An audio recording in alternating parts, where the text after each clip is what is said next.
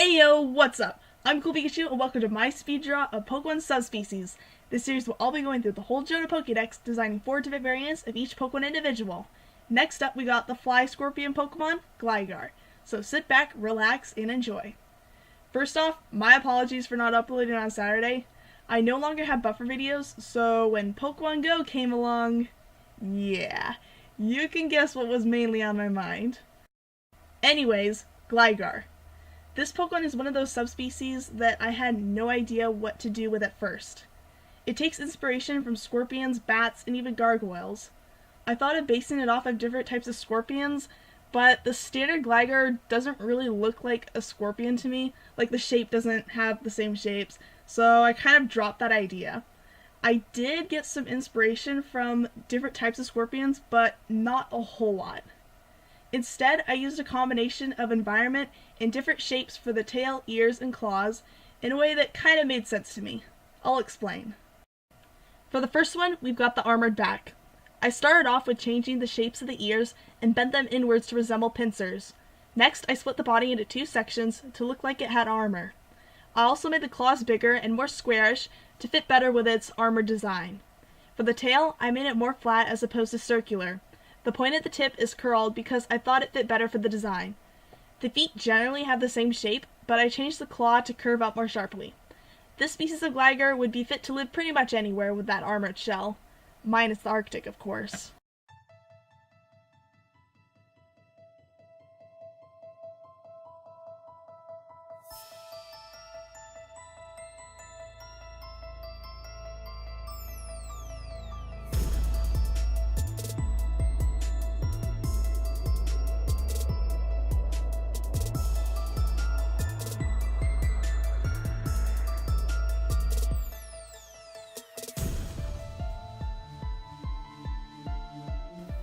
For the color, I thought it would look best with a dark purple.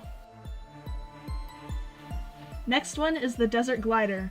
For the ears, instead of them being bent inwards, I bent them outwards. There's no particular reason why I did that other than to create a difference between the original design. For the claws, I made them thinner and more pointy, so that it almost resembles a crescent shape. I thought it would look better for a Gligar living in the dry desert.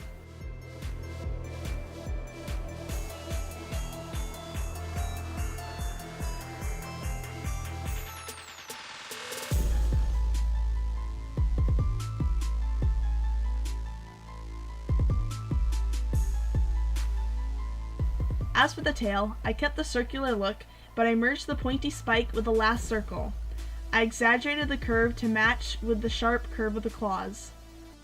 Lastly, I gave it a lighter pink color for it to blend in with the desert sand a bit more. This one is the Jagged Crawler. For the ears on this one, I bent them inwards like the armored back one, but I added a spike on the inside. With the claws, I gave them jagged edges. This is where the Gligar got its name. I also applied this to the claws on each of the wings. I ended up not changing anything with the tail or feet for this variation. I originally wanted this one to inhabit the jungle, but like the armored back one, it looks like it could adapt to any environment.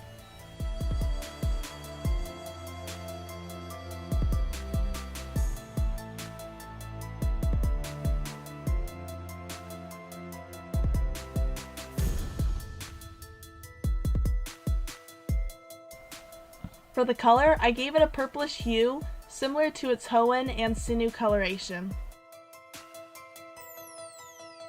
And last of all, we've got the Devil's Poison Barb.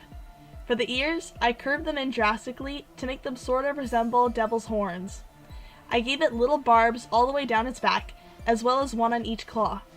I designed the tail to be more cylinder-shaped, and I enlarged and curved the stinger.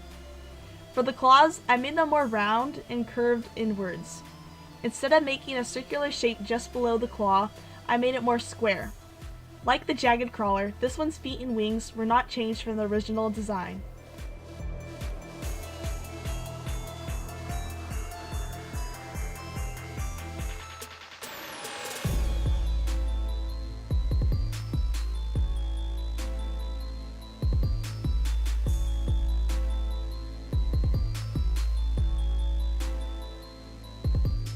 I gave it a deep burgundy color for the body, then applied pink to the tips of the barbs.